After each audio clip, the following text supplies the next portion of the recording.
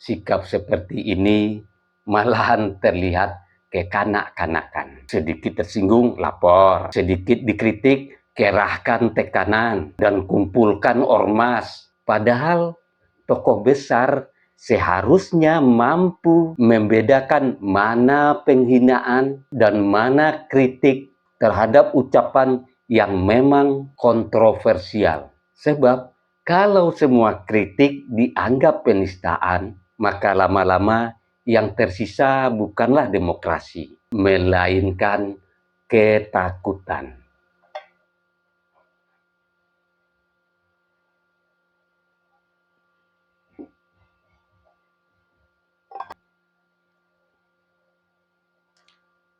Kalau semua kritik dianggap penistaan, kalau semua perbedaan pendapat dibalas dengan laporan berjamaah, maka yang sedang dibungkam sebenarnya bukanlah Ade Armando, tetapi keberanian masyarakat untuk berpikir. Sebelum saya bahas, mari sama-sama kita lihat cuplikan video berikut ini. Bismillahirrahmanirrahim.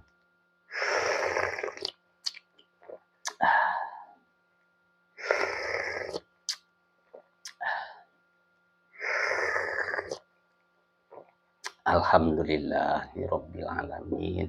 Bung Abdul, menanggapi yang permintaan maaf dari Bung Ade. permintaan maaf. Jadi sebagaimana yang disampaikan Pak JK bahwa siapapun pihak yang memainkan sentimen atau menyerang beliau dengan isu penistaan, dan ini daya rusaknya sungguh luar biasa karena sudah menciptakan kegaduhan dan saling pertengkaran antara umat Kristen. Terus kalau kita baca di medsos itu kan pertengkaran sangat tajam tuh. Sehingga beliau berharap tetap ini dibawa aja untuk diselesaikan di meja hukum. Nanti soal orangnya ya itu personal ya. Nanti mungkin Pak JK apakah memaafkan atau tidak. Tapi kalau saya sih beliau kan pendamai dan ini. Tapi soal perbuatannya, kalau soal orang mungkinlah kita harus saling memaafkan. Tapi soal perbuatannya yang sungguh luar biasa daya rusaknya. Bagaimana? Jadi intinya adalah pintu maaf tetap terbuka, tapi proses hukum tetap berjalan. Proses hukum biarkan berjalan. Tapi kalau begitu, ya saya menyatakan saya tidak akan minta maaf kalau begitu. Karena toh ujung-ujungnya tetap akan dijalani proses hukumnya. Buat saya nggak apa-apa. Ya saya cuma ingin mengatakan kepada publik, kepada Anda, nih saya tidak berniat untuk memfitnah Pak JK. Saya tidak bermaksud untuk memprovokasi, tidak bermaksud untuk mengadu domba. Tidak ada tuduhan tentang bahwa Pak JK telah menodai agama Islam, tidak pernah. Ya. Tapi kalau ini mau diperkarakan secara hukum, saya setuju. Saya nggak ada masalah ya.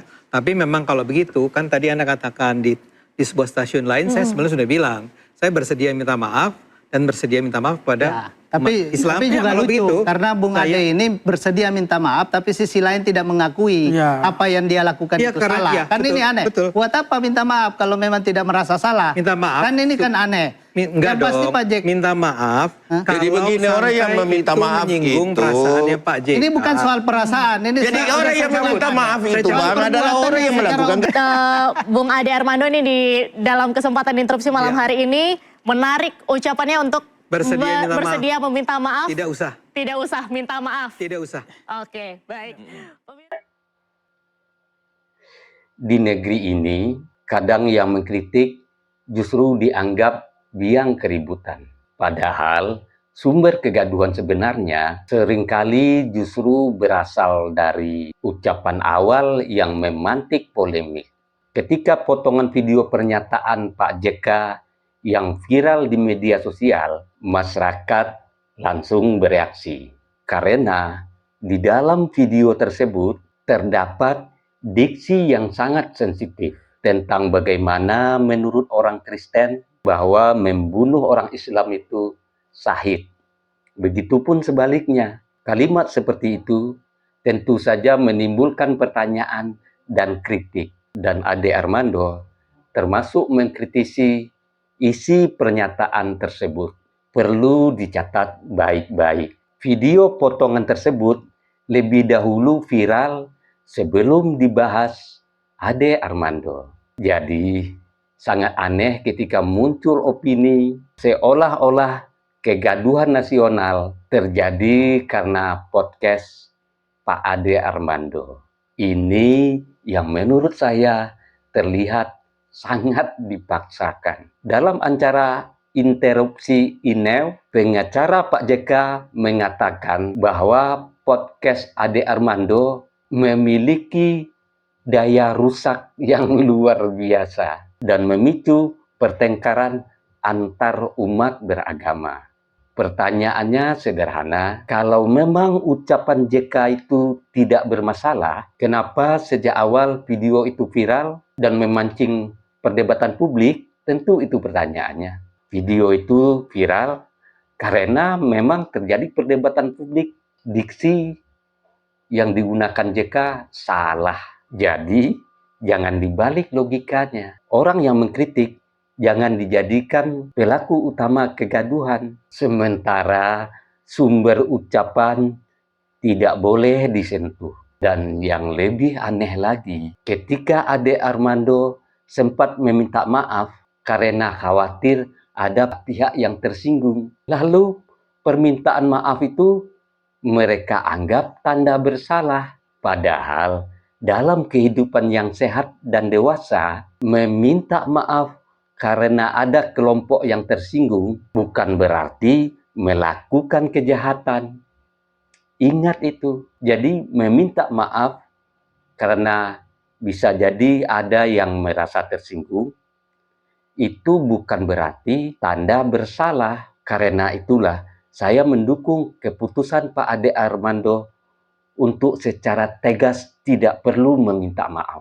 Sebab kalau seseorang merasa dirinya tidak melakukan penistaan, tidak melakukan fitnah, dan hanya mengkritik pernyataan publik yang sudah viral, lalu kenapa harus dipaksa untuk mengaku bersalah? Di titik ini, akhirnya publik bisa menilai sendiri. Apakah ini benar-benar soal menjaga kerukunan, ataukah ada upaya membungkam kritik dengan memakai tekanan massa dan sentimen agama? Bangsa ini akan berbahaya kalau kritik dibalas dengan laporan berjamaah. Karena nanti orang akan takut berbicara, takut mengkritik, dan takut bertanya.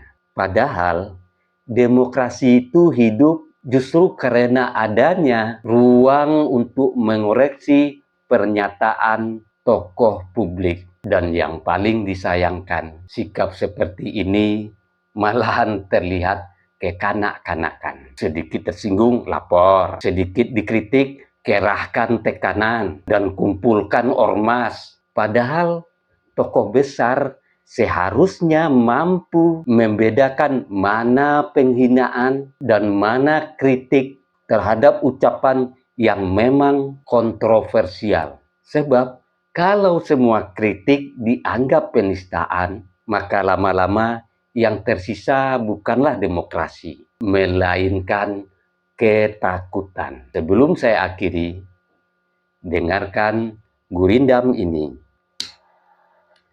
Kalau benar berdiri di jalan lurus, mengapa kritik ditakutin terus? Bila ucapan memang tidak bermasalah, mengapa publik dibuat marah? Jangan rakyat terus dibungkam suara hanya karena berbeda cara bicara. Sebab negeri akan gelap dan sunyi jika kritik dianggap musuh demokrasi. Saya Beni Budaya.